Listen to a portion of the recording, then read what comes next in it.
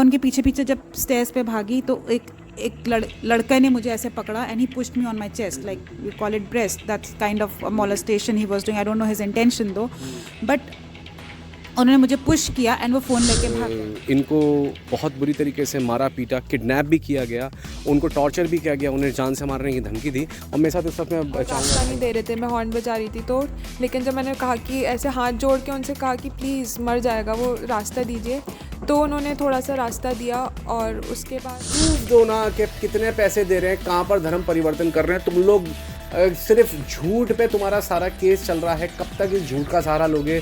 जब तुम्हें क्रिश्चियंस पे एलिगेशंस लगाने के लिए झूठ का सहारा लेना पड़ रहा तो समझ जाओ कि तुम वैसे ही झूठ मान रहे हो और तुम वैसे ही झूठ पे खड़े हुए हो। तो तुम्हें जब झूठ के सहारे लेने पड़ रहे तो समझ जाओ कि तुम ऑलरेडी एक गलत कश्ती में हो जिसमें छेद है, और ये कश्ती में से नहीं हटे तो वैसे ही तुम डूब जाओगे। Praise the Lord, this is angel. जैसे कि आप सब जानते हैं कि भारत देश में इस वक्त क्रिश्चियन परसिक्यूशन यानी मसीह सताव का सिलसिला जारी है, और कुछ बीते हम वक्त से देख रहे हैं कि काफ़ी क्रिश्चियन चर्चेस पर अटैक, पास्टर्स पर अटैक, और पास्टर्स के ऊपर झूठे एलिगेशन बढ़ गए हैं।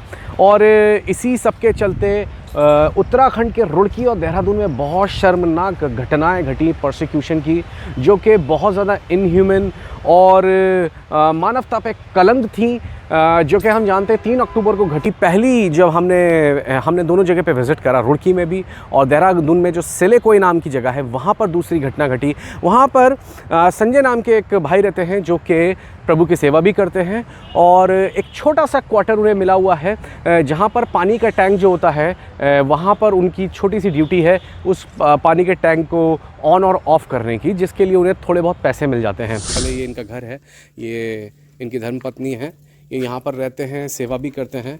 ये तो टंकी वगैरह है पानी की, तो ये उसका एक छोटा सा रूम है, बाकी इनका घर है। प्लीज़ आएँ दिखाएं। तो कितने बच्चे हैं आपके? मेरी 2 बेटी। 2 बेटियां हैं आपकी, ओके। ये भाई का, बैठिए प्लीज़। हालेलुया। तो आप मुझे बताएंगे अभी क्या आपके साथ घटना घटी और कैसे रहा वो सब परसिक्यूशन? मैं बीते संडे को इवनिंग के टाइम में 7 से 8 बजे के बीच की बात है, मैं अपने चर्च से वापस आया था जी। तो मेरे एक पड़ोसी हैं विक्रम करके, ईसम करके, ईसम उनका 8 महीने पहले एक्सीडेंट हुआ था। हाँ। वो मुझे 1 हफ्ते पहले मिले थे, तो उन्होंने मुझे बोला प्रार्थना करने के लिए। मैंने उनको प्रार्थना किया जी। और उन्होंने बताया कि भैया हमारी ऐसी कंडीशन है। तो मैंने उनकी एक्सरे रिपोर्ट देखी तो उनका पैर बहुत बुरी तरह से डैमेज है, और 8 महीने से उनका ट्रीटमेंट चल रहा है। कोई भी प्रॉब्लम उनको सॉल्व होती हुई नज़र नहीं आ रही थी। लेकिन किसी ने उनको बताया जी, तो उनको ऐसा लगा कि मुझे एक बार जाना चाहिए। तो मैंने उनको ये बोला कि आप एक बार ऐसा करो, लेमन एक हॉस्पिटल है और डॉक्टर मैथ्यू करके मैंने बहुत अच्छे एक्सपर्ट हैं, मैंने कहा अगर वो इस केस को ले लेंगे तो मैं गारंटी देता हूँ कि आपका पैर 100% आप मेरे को 3 महीने बाद आप पाँव को ज़मीन पर रखेंगे। राइट। तो उनको थोड़ा सा एक आत्मविश्वास जो होता है ना इंसान का, वो उनका जगह। और उन्होंने बोला ठीक है। तो मैंने उनको साथ साथ में एक दुआ की कि मैं चाहता हूँ जो आपका पस बह रहा है, जो सूजन है वो नॉर्मल हो। 1 हफ्ते में मैंने उसको प्रोग्रेस देखा, सूजन नहीं था, पस नहीं बह रहा था, और भाई खूब उत्साहित में उनको फर्क पता चला। हाँ जी, पस वगैरह बहना बंद हो गया जी। Okay, wonderful. सेवा में भी हैं, हस्बैंड वाइफ दोनों ही प्रार्थना करने आते हैं, लोगों को वचन बांटने आते हैं, और अचानक से ये होता है कि ये एक शख्स से मिलते हैं जिनसे इनकी पहले की पहचान थी, और उस शख्स के पैर में बड़ी तकलीफ़ है, मवाद निकल रहा है, पिछले 8 महीने से पैर ख़राब है, वो चल नहीं सकता है। इन्होंने इस भाई को ये आज्ञा ऐसा अपनी तरफ से मशवरा दिया कि आप एक ऐसे डॉक्टर हैं उनसे जाके मिलिए, आपको बहुत जल्दी आराम मिल जाएगा। और साथ ही साथ इन्होंने बोला मैं चलिए आपके लिए प्रार्थना भी करूंगा, और इन्होंने उस भाई के लिए प्रार्थना करी। जब प्रार्थना करी तो उसके कुछ टाइम बाद पता चला कि उस भाई के पैर में बहुत आराम है, और ये उसके लिए प्रार्थना करने जाते थे। और अचानक से एक संडे में ये होता है कि इनके घर के बाहर बहुत सारी भीड़ लगी हुई है, और ये जब बाहर निकलते हैं तो पूरा जो इनका, ये जंगल के बीच में रहते हैं, तो वो गांव जिस जगह रहते हैं ये सेलेकोई देहरादून में, और वो पूरा रोड जो है वो पूरा भीड़, लड़के वहाँ पर मौजूद थे, ठीक है ना, करीब 150 बंदे मौजूद थे, इस तरीके से बताया जाता है। और वहाँ पर इन्होंने पुलिस को साथ में ले जाकर इस भाई को वहाँ से घर से उठाया। शाम को मेरी वाइफ और मैं संडे चर्च करके घर आए थे, तो मेरी पत्नी ने बोला एक बार जाके हम, क्योंकि एक ब्लेसिंग होती है जब हम चर्च से आते हैं ना, तो चाहते हैं कि उसका हीलिंग उसको मिले। ये तो बेटी है आपकी? ये मेरी बड़ी बेटी है, इसका नाम Okay. दर्पण है। दर्पण क्लास नाम सेकंड में है। ही हेलो पढ़ती है। दर्पण, जी हाँ। बताएं। तो उसके बाद मैं मेरी बीवी को लेकर के अपने बच्चों के साथ उनके घर पे गया, और जब मेरी पत्नी ने बोला कि मैं दीदी के पास जाती हूँ, मैंने कहा ठीक है, और मैं भैया के साथ चारपाई के पास गया, और जब मैं उनके पास जाने लगा तो मैंने बोला मैं भैया प्रार्थना करूँ। तो उनका जो रिएक्ट था ना, पहले सा नहीं था। मैंने कहा नहीं दीदी, आप मुझसे कुछ झूठ बोल रही हैं, मैंने इतने समय से मैं आपको जानता हूँ और आप मुझे जानती हैं, 7 साल मुझे यहाँ पे रहते हो गए, प्लीज़ जो बात है प्रैक्टिकली बताओ। तो उन्होंने बोला भैया कुछ लोग आए थे, ऐसा बोला। तो मैंने बोला अपनी पत्नी को, मैंने कहा बेटा ऐसा करो, हम छोटी सी प्रार्थना करते हैं। हम प्रार्थना करके हम वापस घर आ गए। मेरी छोटी बेटी ने बोला मम्मी मेरे को सुसु करना है, तो मैंने बोला ये डिस्टर्ब कर रही है, आप इसको लेके बाहर जाओ। जी। जब वो उसको लेके बाहर जाने लगी तो मेरी वाइफ यहीं से भाग के वापस आ गई, मेरी बेटी वहाँ है। तो मैंने बोला क्या हो गया? तो बोलती है कि कोई है बाहर। तो मैंने तो बच्चों को ऐसे छोड़ के आ गई। मैं उठा और मैं जस्ट पीछे से गया तो देखा तो मैंने वहाँ एक पुलिस वाले खड़े हैं, और मैंने सबसे पहले उनका नेम प्लेट देखा, उनका नाम नीरज शुक्ला करके था। नीरज शुक्ला जी। पुलिस वाले का नाम। उसके बाद उसने बोला तेरा नाम क्या है? मैंने बोला मेरा नाम संजय कुमार है। तो मैंने पहले संजय बोला, उन्होंने बोला पूरा नाम बता, मैंने संजय कुमार है। तो बोला तू क्या कर रहा है? मैंने कुछ नहीं सर, तो बैठे हैं मैं घर पे, आप आइए बैठिए। तो उन्होंने बोला, जब मैंने बाद में बाहर नज़र मारा तो पूरे लोग ऐसे भरे हुए थे। यहाँ एक मकान है ऊपर, वहाँ से लेके नीचे तक पूरे लोग भरे, मेरे आंगन में फिर पूरे भर गया अच्छी तरह से। उन्होंने बोला जितने लोग बाहर हैं अंदर हैं सब बाहर निकालो। तो आप देख ही रहे हैं कितना बड़ा ये कमरा है और कितने लोग यहाँ पे आ सकते हैं। उनको मैंने सबको एक एक करके बाहर किया। मैंने कहा आप लोग आइए, ये मिलना चाहते हैं। तो वो लोग सीधे उनको बोला चलो यहाँ से निकलो, सीधे वो अपने अपने घर चले गए। राइट। और मुझे बोला कि तू मेरे साथ थाने चल। अच्छा। तो मैंने बोला ठीक है सर। मैं उनके साथ आधे रास्ते जाके देखा कि मेरा पैंट थोड़ा सा फटा हुआ था, पैजामा। तो मैंने कहा सर मैं पैंट चेंज करके आता हूँ, पैजामा चेंज करके आता हूँ, पैंट पहन के गया। तो बोलता है कोई तेरे को कोई शादी करना है क्या वहाँ? अच्छा। तो मैंने बोला सर ऐसी कोई बात नहीं, लेकिन हम कहीं जा रहे हैं तो एक डिसिप्लिन होता है। तो मैंने कहा ऐसे थोड़ी फटे हाल में जाऊँगा। तो मेरे को यहाँ फिर मैं चेंज करके वापस में जा रहा था। मेरी बेटी ने बहुत रोका, पापा मैं भी आती हूँ। मैंने बोला बेटे आप बहुत प्यार से अंदर जाओ, प्रार्थना करो। और मैं सीधा उनके साथ चला गया। यहाँ से लेके 200 मीटर ऊपर जाके जहाँ टी पॉइंट है वहाँ पे वो मुझे लेके गए, और जाके उन्होंने एक अंकुर करके लड़का है जिसका नाम सचिन दपोला है, वो था, और नीरज धानकी था, मुन्ना करके एक लड़का था, और जिनको मैं बाय फेस पहचानता हूँ, और एक अतुल जखमोला करके था। तो और एक बनी राणा करके लड़का था। इन लोगों को मैं पहचान पाया। और जैसे ही वहाँ पे पुलिस वाले का कार उसने स्टार्ट किया जी, तो उसने गाड़ी घुमाया, इतनों के ऊपर मेरी नज़र पड़ी, इनको मैं पहचान पाया था। उसने बोला कि चल बैठ। तो पुलिस वाले ने मेरे को जब बोला बैठ, तो सचिन दपोला बोलता है नहीं कि मैं ऐसे करके, मैं सॉरी हाथ लगा रहा हूँ, ऐसे नहीं बोला कि, उसने बोला ऐसे करके कि आप बैठो मेरे साथ, मैं लेके आता हूँ।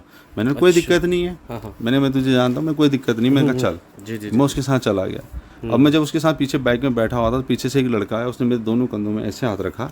वो अपनी मनसा को मुझे दिखाना चाह रहा था, लेकिन मैं उस टाइम बिल्कुल किसी बात का मेरे को ऐसा नहीं था कि ऐसा होगा मेरे साथ। जैसे पुलिस वाले ने गाड़ी घुमाई और वो हमसे 50 कदम आगे गया, ये लोग मेरे पे टूट पड़े सारे।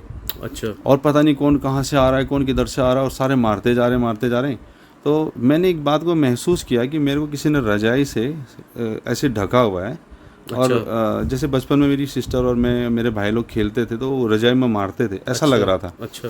फिर मैंने बोला ये मेरे साथ क्या हो रहा है प्रभु, क्या तू नहीं चाहता कि मैं थोड़ी सी ब्लेसिंग लूँ? ये मैंने जहाँ बोला, मेरे सर में एक डंडे सा या पत्थर किसी चीज़ से उन्होंने मारा, और वहीं पर मैं ऐसे गिरने लगा। तो मैं जब गिरने लगा तो पीछे से ऐसे करके अतुल जखमुला करके एक लड़का है वो आया। मैंने यूँ देखा, उसने मुझे यूँ पकड़ा और सीधा उठा के बाइक में डाल दिया। 2-4 लड़कों ने उठा के मेरे को बाइक में रखा, पीछे से अतुल जखमुला बैठा और सचिन बाइक को चला रहा था।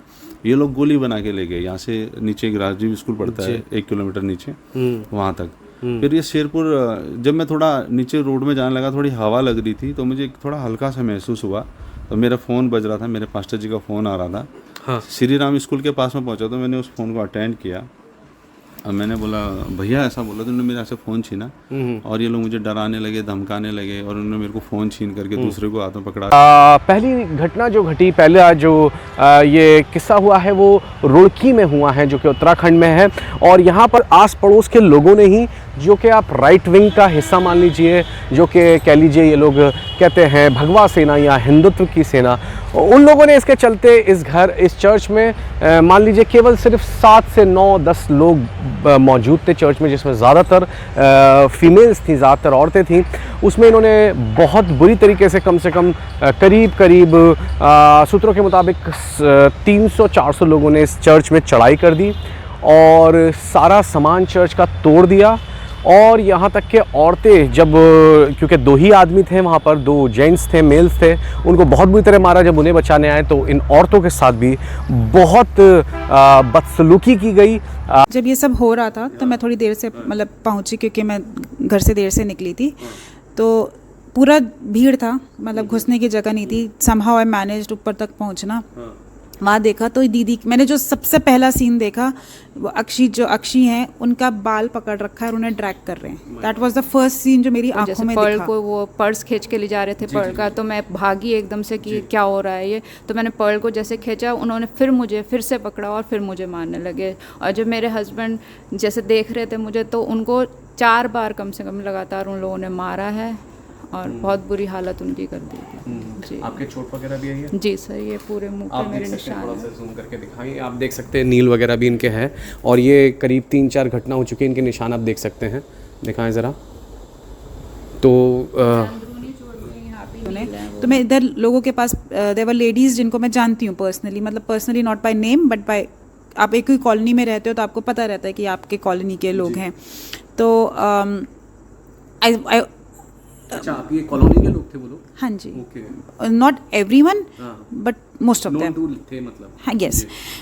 सो वो मैं उनसे बात करने लगी कि आप एजुकेटेड लोग हैं, why are you doing like that, like you can talk even if you have a problem, and why they मारपीट तोड़फोड़। जब मैं घुसी, not even a single thing उन्होंने चर्च में छोड़ी थी, लाइक ना फैन, ना स्विच बोर्ड्स, ना कांच, और सब सरिये लेके तोड़ रहे थे। Like they were breaking everything, एक एक चीज़, वाले लोहे की कुर्सियाँ तक तोड़ी हैं। तो you can understand the man power they have used, कि अगर आप लोहे की कुर्सियाँ तोड़ सकते हो या आपने पंखे तोड़े हैं, तो यानी लड़के हैं जो आप पंखे तोड़ रहे हैं। And it was not a normal mob, it was educated people जो 40 to 60 के बीच में। आप कहो कि बुजुर्ग नहीं थे, बुजुर्ग भी थे उसमें, लेडीज़ नहीं थी, लेडीज़ थी, देवर लेडीज जो स्कूल्स रन करती हैं ऑलरेडी, एंड अच्छे खासे कार में आए हुए लोग जो होते हैं। फिर उन्होंने बोला तूने कब धर्म बदला और कब से तू ईसाई बना? हाँ जी। तो मैंने बोला 13 से कम्प्लीटली मैं प्रभु को जान पाया। 2013 से? 2013 से। तो मैंने कहा मैं प्रभु, तो बोला किस टाइप से आया, क्या सर में हाथ रखने से किस प्रकार से मतलब धर्म बदला जाता है? मैंने कहा कोई धर्म नहीं बदला जाता। मेरा एक फ्रेंड था मनी करके, 96 में तक में हम साथ में पढ़े। जी जी जी। उसने मुझे प्रभु के बारे में थोड़ा बहुत बताया था, जो मुझे बहुत पसंद आया। जी जी जी जी। और उसके द्वारा मैं प्रभु को जान पाया। फिर मैं जब देहरादून आया तो किसी ने मुझे बताया कि तू बाइबल ले और वो कर। तो मैं स्कूल में एक दुकान पड़ती है इधर, एक चर्च है CNI वहाँ पे, तो मैंने वहाँ से बाइबल लिया 130 का, और उस बाइबल को पढ़ करके मेरा जीवन बदलता गया। आज जो भी मैंने अपने जीवन में अपने आप को शांति महसूस की। मैं एक बात कहना चाहता हूँ, जब मैं बहुत नशे में था, अब बुरे काम करता था, जिस प्रकार से आज ये लड़के मुझे मार रहे हैं, मैं भी लोगों को ऐसे मारा करता था। अच्छा, आप भी मारपीट करता था। तब किसी ने इस बात के लिए नहीं कहा कि संजय तू ऐसा गलत कर रहा है, बिगड़ा हुआ है भाई, तू सुधर जा, तू गलत कर रहा है। अब आप उन चीजों को छोड़कर बाइबल पढ़ने के द्वारा परिवर्तन आया जी। उससे लेकिन लोगों को दिक्कत है। जब बिगड़े हुए थे, लड़ाई झगड़े करते थे, तब किसी को दिक्कत नहीं थी। तो मैं इसी बात को यहाँ पर बैठ के, एक भाई हैं वो ड्रिंक करते, रविंदर, उनको बोला था भैया मैं भी बहुत पीता था, और वही स्टोरी मैंने उनको बताई कि मैंने कैसे कैसे ड्रिंक छोड़ा, प्रभु ने कैसे कैसे मुझ पर अनुग्रह किया। जी जी। जब मैंने कहा मुझ जैसा पापी एक अनुग्रह को प्राप्त कर सकता, तो मैंने कहा मैं आप पे भी विश्वास करता हूँ कि अगर आप विश्वास करेंगे तो उस विश्वास के माध्यम से परमेश्वर आपके जीवन में आशीषों को लाएगा। मॉलेस्टेशन तक किया गया, इनको गलत तरीके से छुआ गया, इनके सामान फेंके गए, इनके पैसे चुराए गए, पैसे लूटे गए चर्च में घुसकर, जिसमें कि मान लीजिए ज़्यादातर ऐसे लोग थे जो सिर्फ जवान नहीं थे, पर 40 से 60 साल की उम्र के ज़्यादातर लोग जो कि पढ़े लिखे लोग थे, इस तरीके के लोग थे। तो आप समझ सकते हैं इन लोगों का माइंडसेट क्या है और किस तरीके से ये, जिसे आप पढ़ा लिखा समाज समझ रहे हैं, पर वो एक ऐसे समाज में बदल चुका है जो कि अनसिविलाइज सोसाइटी में तब्दील होता जा रहा है। दोबारा से ये लोग स्टोन एज कल्चर में जा रहे हैं। तो उन्होंने मेरे हाथ से ऐसे करके फ़ोन छीना, और दे वर लाइक अरे फ़ोन मिल गया। एंड मैं उनके पीछे पीछे जब स्टेयर्स पे भागी तो एक लड़का ने मुझे ऐसे पकड़ा and he pushed me on my chest like you call it breast that's kind of molestation he was doing I don't know his intention though but उन्होंने मुझे पुश किया एंड वो फ़ोन लेके भाग गए तो मैं कहाँ तक उनके पीछे भागती। इस प्रकार से ये कह रहे थे कि कितने पैसे दिए जा रहे हैं आप लोगों को धर्म बदलने के लिए या दूसरों को बदलवाने के लिए। तो मैं एक ही बात कहूँगी कि अगर हमें इतने पैसे मिलते तो ना ही हम ऐसी स्थिति में रहते और ना ही हम मतलब इस हाल में कि जॉब कर रहे हैं, मैं घर में मेहनत करती हूँ, अपना सिलाई का काम करती हूँ, फिर भी हम इसमें है। लेकिन मैं परमेश्वर का धन्यवाद करती हूँ हर बात के लिए, क्योंकि वो जहाँ भी रख रहा है बहुत अच्छी तरह से रख रहा है। अगर हम इसी तरह से धर्म बदलने के लिए पैसे लिए होते तो शायद हम आज बड़ी बड़ी बिल्डिंगों में रहते। तो ये सब झूठ है, एक तरफ से पूरा झूठ है इनका, अपने बातों को ऊपर करने के लिए और हमारी बातों को दबाने के लिए। तो परमेश्वर का मैं धन्यवाद करती हूँ। सच में परमेश्वर हर दिन हर पल हमें संभालता है और मैं कभी निराश नहीं हुई। मुझे ऐसा लग रहा है कि जैसे ये क्लेश नहीं, एक उत्सव चल रहा है मेरे जीवन में। मैं इनसे कुछ सवाल पूछना चाहता हूँ। पहली बात तो अगर पैसा दे के कन्वर्जन होता है तो संजय का परिवार और उसकी पत्नी का भी आपने स्टेटमेंट सुना है, उस जगह को उस घर को देखा है कि कितने बड़े छोटे से घर में रहते हैं ये लोग और छोटे से इन्हें तनख्वाह मिलती है जो ये काम करते हैं। टंकी जो पानी की वाटर टैंक होता है कॉलोनीज़ में या मोहल्लों में, उसे ऑन ऑफ करने की ड्यूटी है। तो इतने छोटे से हम्बल से जॉब को कर उस भाई को क्या मिला जो वो कन्वर्ट हुआ? बजाय इसके कन्वर्जन में पैसे मिलने की जगह उसकी दुश्मनी हो गई हर जगह, नौकरी और घर से हाथ धोने पड़े और उसे वहाँ घर से भी निकाल दिया गया। तो आप समझ सकते हैं कि ये लोग सिर्फ प्रोपोगंडा फैलाते हैं कि पैसे लेके कन्वर्जन हो रहा है, जबकि पैसे लेके कन्वर्जन नहीं हो रहा है। यहाँ पर एक कीमत चुकाई जाती है मसीमान के लिए। भाई धर्म परिवर्तन करा तो कैसे करा जी, कितने पैसे मिले, क्या जी, करा? जी जी जी। तो क्या पैसे मिले? नहीं, आप ये देख सकते हैं ये इनका घर है जिसमें ये रहते हैं। ये इनको कैसे रेंट पे मिला हुआ है भाई, कैसे मिला हुआ है? ये एक गवर्नमेंट का ट्यूबवेल है और गवर्नमेंट का ट्यूबवेल है जी। वो भी मुझे किसी एक आंटी ने जब हाँ मैं जी। उनके पास जाता था हाँ जी, आता हाँ जी, था, हाँ जी। एक ब्लेसिंग के तौर पे मुझे यहाँ पर रहने को दिया था। ठीक है ठीक है ठीक है। परिवर्तन धर्म का नहीं होता। आज वो भाई को इस घर को भी खाली करने की नौबत आ रही है और इस जगह को भी छोड़ने की नौबत आ रही है। और ये देख लो कि उस भाई की जान पे भी बनाई, लेकिन वो भाई विश्वास में बने हुए हैं। इस वक्त गवाही आपके सामने है और कोई प्रूफ दो ना कि कितने पैसे दे रहे हैं, कहाँ पर धर्म परिवर्तन कर रहे हैं। तुम लोग सिर्फ झूठ पे तुम्हारा सारा केस चल रहा है। कब तक इस झूठ का सहारा लोगे? जब तुम्हें क्रिश्चियंस पे एलिगेशंस लगाने के लिए झूठ का सहारा लेना पड़ रहा तो समझ जाओ कि तुम वैसे ही झूठ मान रहे हो और तुम वैसे ही झूठ पे खड़े हुए हो। तो तुम्हें जब झूठ के सहारे लेने पड़ रहे तो समझ जाओ कि तुम ऑलरेडी एक गलत कश्ती में हो जिसमें छेद है और ये कश्ती में से नहीं हटे तो वैसे ही तुम डूब जाओगे। तो देखो, इस झूठ को फैलाना बंद करो। कोई भी पैसा से किसी का कन्वर्जन नहीं होता। लोगों के जीवन बदलते हैं, मन बदलते हैं। जैसे इन भाई का जीवन बदला कि शराबी थे, कबाबी थे और ये लड़ाई झगड़ा करते थे, लेकिन प्रभु ने इन्हें बदला। आज यही चीज़ लोगों को बताते हैं यीशु मसीह तुम्हें भी बदल देगा। अब तुम इसे धर्म परिवर्तन कहना चाहो, धर्म परिवर्तन कह दो। तुम इसे जो कहना चाहो कह दो, मन परिवर्तन कह दो। इसे तुम ईसाई बनना कहता हो तो बन जाओ। लेकिन जब एक आदमी बदलेगा, जब उसकी शराब छूटेगी, तो शराब छूटने का उसका नतीजा पता है क्या होगा? उसका कितना महीने का पैसा उसकी सैलरी बचेगी। जब उसकी शराब और झगड़े छूटेंगे तो उससे क्या होगा? समाज में सुधार आएगा। जब उसकी शराब और उसके झगड़े छूटेंगे तो उसका परिवार पनपेगा। वो पैसा जो शराब में देता है वो परिवार में, बच्चों में और बीवी में दे सकेगा। बच्चों को एक अच्छा एजुकेशन दे पाएगा। एक अच्छा कह लीजिए वो एक समाज को स्थापित करवा पाएगा। एक अच्छे परिवार, एक ऐसी यूनिट को वो बढ़ा पाएगा। एक अच्छी यूनिट को वो क्या कर पाएगा? स्टैब्लिश कर पाएगा। तो अगर धर्म परिवर्तन के ये कॉन्सिक्वेंसेस हैं तो ऐसा धर्म परिवर्तन तो हर दिन होना चाहिए मेरे हिसाब से, जिसके इतने फायदे हैं। Praise the Lord. जब ऐसे लोगों के जीवन बदल रहे हैं, ऐसे लोगों के जीवन में छुटकारे आते हैं, तो ये तो धर्म परिवर्तन हर दिन होना चाहिए मेरे हिसाब से, जिससे परिवारों का, लोगों का और एक एक जन का फायदा हो रहा है। तो मेरे हिसाब से इससे अच्छी तो कोई बात ही नहीं है। नीचे गई तो मैंने देखा कि जो रजत है, एक आंटी थी जो रोड से जा रही थी, तो वो उन्होंने देखा कि एक लड़का पिट रहा है तो वो बचाएंगी, मतलब एक आंटी उन्होंने उसको बचाने लगी एंड वो चिल्लाने लगी कि ये लड़का मर रहा है, ये लड़का मर रहा है। एंड तब तक शायद से खबर ऊपर पहुंची कि रजत को लग गई है। मैं Is he also a believer? मतलब जो आप बता रहे हैं रजत, ही इज़ अ पर्सन जो जैसे चर्च में हेल्प करते हैं, लाइक ठीक है मैं समझ गया, एक्टिव पर्सन टाइप जो भी है। He is a voluntary, like he was there just helping for sanitising and anything. तो वो रजत को मार रहे थे, मार चुके थे, पूरा येलो वॉमिट हो रखा था, he was not in his senses, पूरा खून निकल रहा था। एंड तब तक मेरी सिस्टर नीचे भागती हुई आई कि उनको शायद से खबर मिली होगी। एंड मैंने उसको एकदम कार की चाबी दी कि कार लेकर आओ रजत, क्योंकि वो रिक्शा ढूंढ रहे थे। मैंने कहा रिक्शे से कब तक पहुंचेंगे, कार लेकर आओ। जब वो कार लेके आ रही थी तो दे वर ब्लॉकिंग द कार टू। को मत मारिए, तो जो औरतें थी वो हमको मारने लगी। अच्छा, तो ये हुआ था।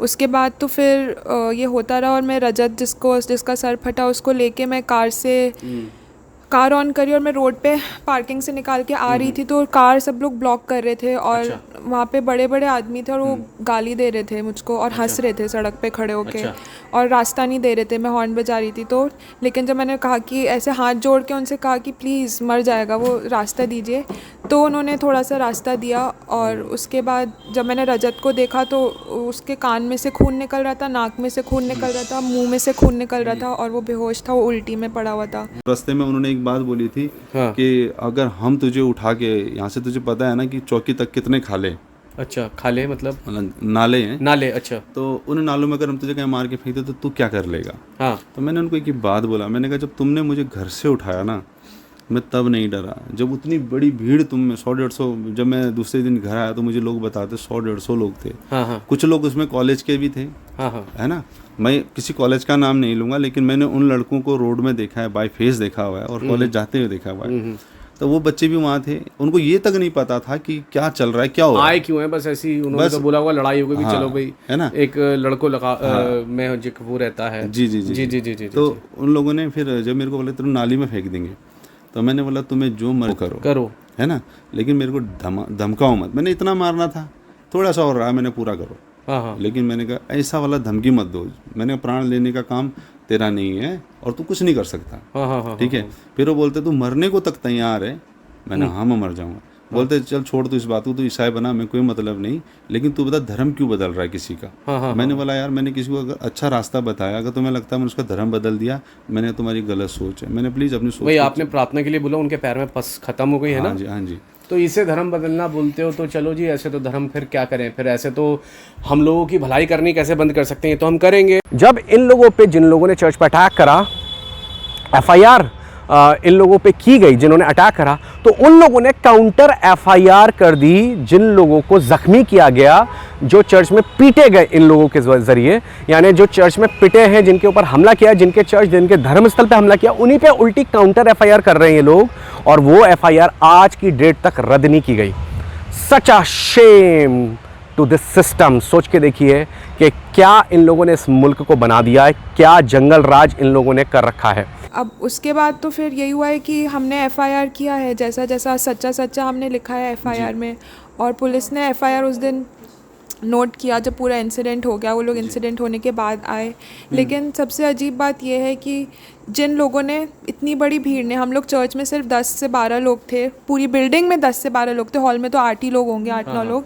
उसके बाद उन्होंने, जिन लोगों ने हमारे साथ ऐसा करा है, पढ़े लिखे लोगों ने, जिनके हम फेसेस भी कुछ लोगों के जानते हैं, उन्होंने हमारे ऊपर एफआईआर करा और हमारे को जो हमारे साथ किया वही इल्ज़ाम उन्होंने हम पर लगाया। अच्छा। हम हॉस्पिटल में के धक में जा रहे हैं, हमारा बच्चा जो है जिसको हम जानते हैं उसका सर फूटा हुआ है, वो एडमिट है सीरियस हालत में, उस तक के ऊपर उन्होंने एफआईआर करी है।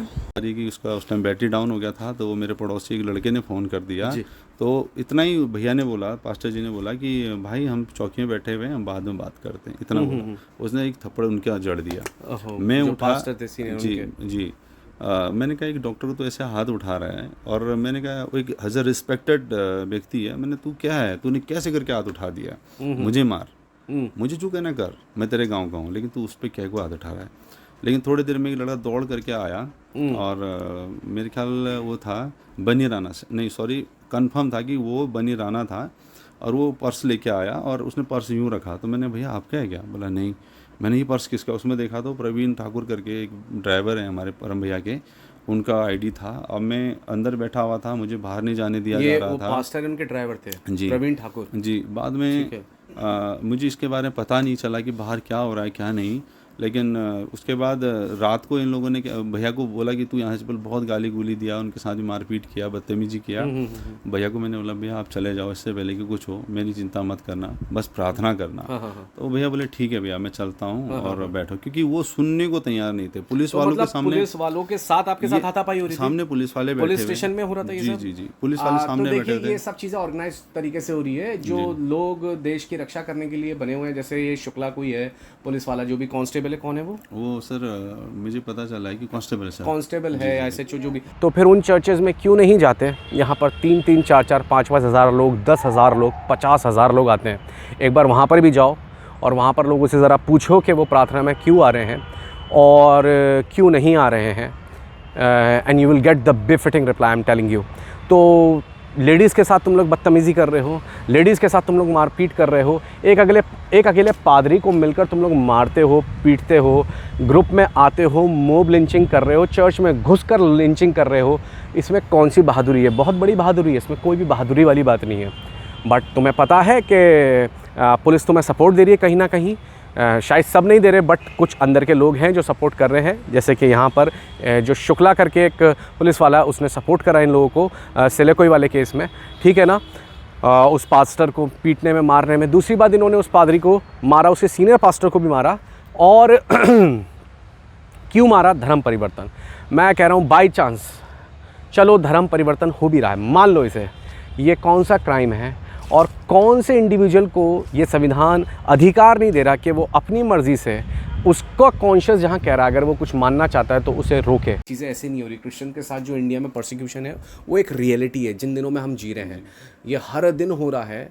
और ये लोग इस तरीके से नहीं करते हैं, ये लोग पहले भीड़ इकट्ठी कर रहे हैं, फिर पुलिस वालों को साथ में लेते हैं और पुलिस वाले साथ में इस तरीके से अपने सामने करवा रहे हैं। जैसे छत्तीसगढ़ में आपने देखा, एक लेडी है जिसने पास्टर को थप्पड़ मारा और पुलिस वालों की सामने मारा। तो इसी तरीके से सोचिए, पुलिस स्टेशन में ये सारे जो भी ये गुंडे थे, ये इकट्ठे थे और इस तरीके से ये सीनियर पास्टर के साथ भी मारपीट कर रहे हैं, इनके साथ भी कर रहे हैं। और सीनियर पास्टर के जो ड्राइवर हैं, क्या नाम बता रहे हैं आप उनका? प्रवीण ठाकुर के साथ भी मारपीट करी और काफ़ी बता रहे हैं आप। उसको इतना मारा कि उसके यहाँ निकिल लगा हुआ है, नाक में पंच था, मुंह पे था। और मैं सबसे हैरानी की बात बताता हूँ, मेरे बड़े भाई की तरह हैं वो, और मुझे काफ़ी कुछ समझाते हैं, सिखाते हैं। जी। और बहुत करीबी हैं हम दोनों। हम एक यार दोस्ती, मेरे से 4-5 साल बड़े होने के बाद भी मेरे को एक छोटे भाई और यारी दोस्ती की तरह रहते हैं। तो हमेशा उत्साहित करते हैं जी।